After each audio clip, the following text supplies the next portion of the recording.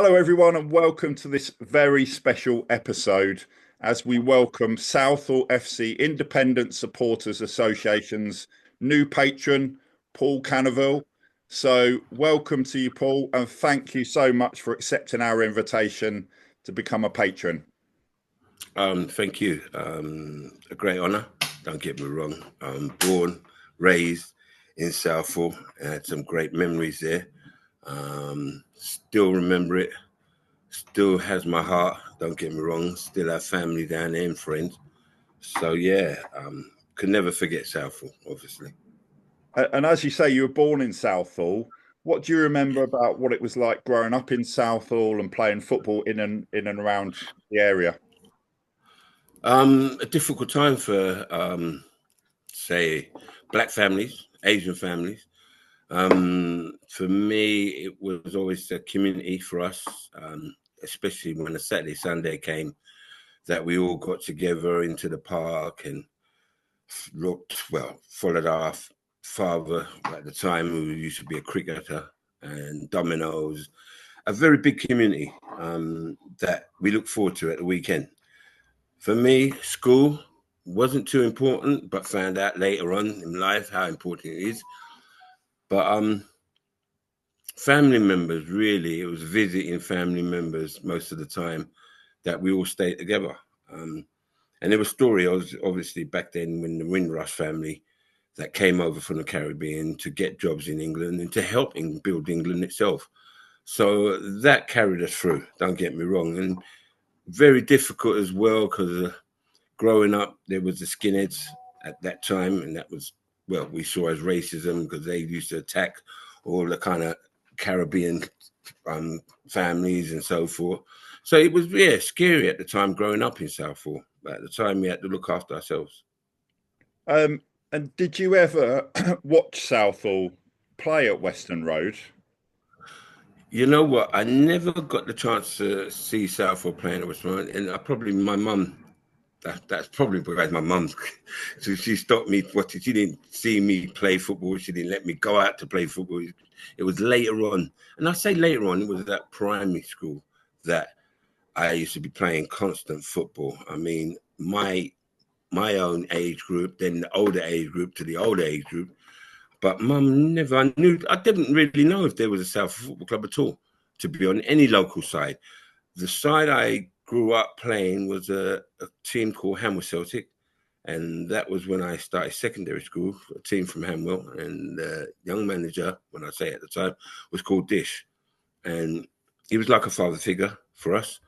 He was like the boys that used to get in trouble on a Saturday, or Sunday, and they were in the police station. He would come and bail them out Sunday morning just to come and play the football and get us out. So that's the only football I knew at the time.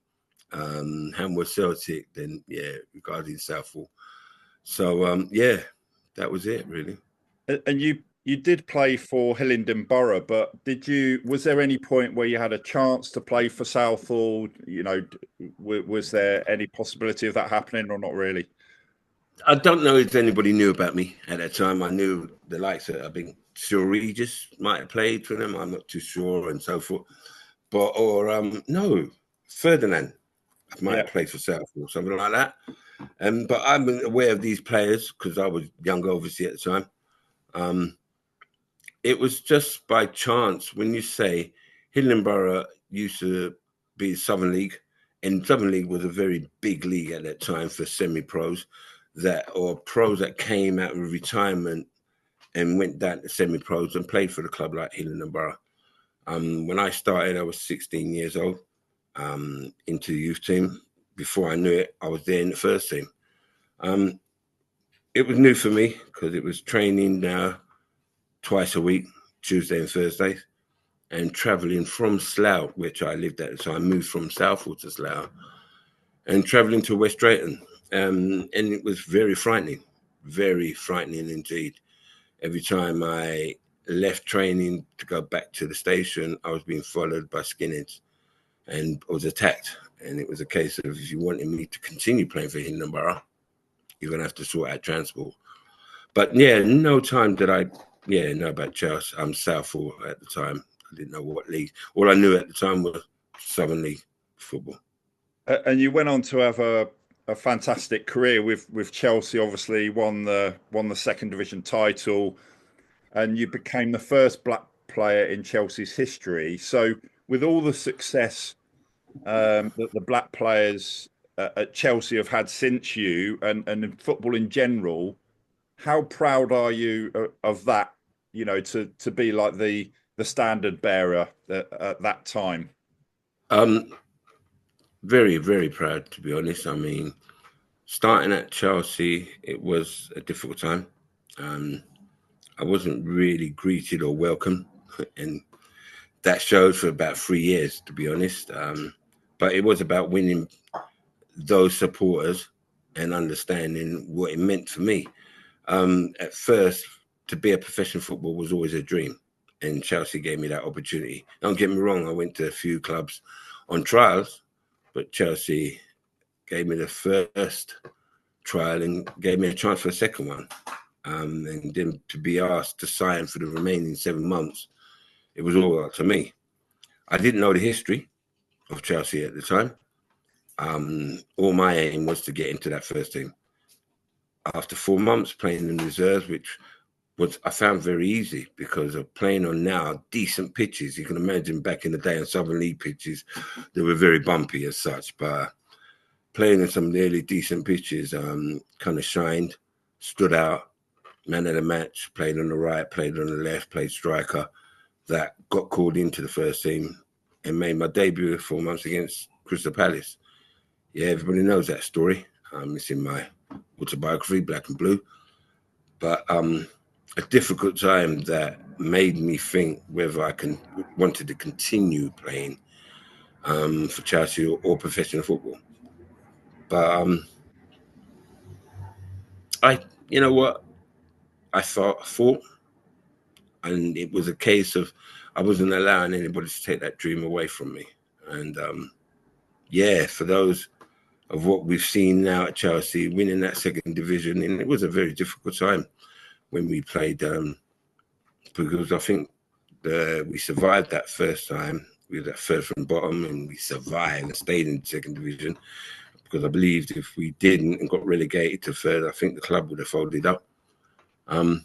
But to get those influx of players that came in, the likes of Kerry Dix, Joe, Mickey Thomas, Pat Niven, we all dwell that next season, and that's how we won the second division. A proud moment for me, as such, it really was. But yeah, such memories that I never forget, definitely. And you played at Reading, and unfortunately, you had a serious injury that ended your professional career at 25. But what do you remember about your time at Reading? Oh, I love Reading.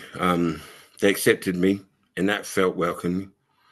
And when we started that season there, I believe we was at third or fourth in the league.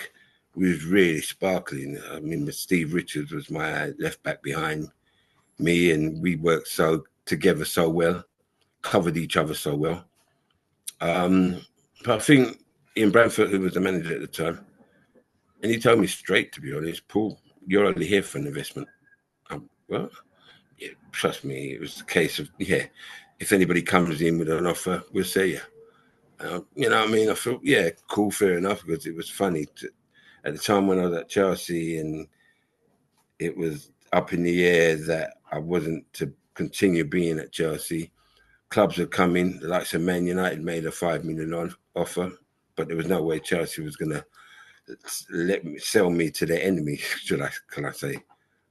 But I got a good time. I enjoyed it at Reading because I could play to my strengths, and that's what I enjoyed. And it was unfortunate that this injury came when we played Sunderland away.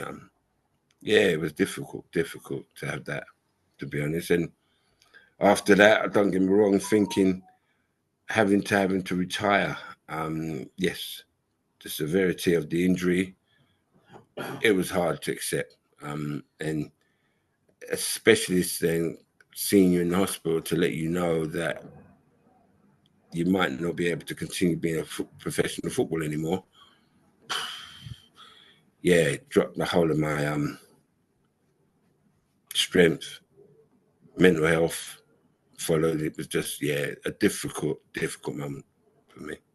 And you started in non-league before Chelsea, and then after Reading, you went back into non-league. Do you think that non-league football is still a good route into professional football for young players now? Well, most definitely. It's still going on. I mean, yes, there's not a lot of money in the obviously the part-time the leagues that you mentioned as such, but it is an avenue for young players to come through that.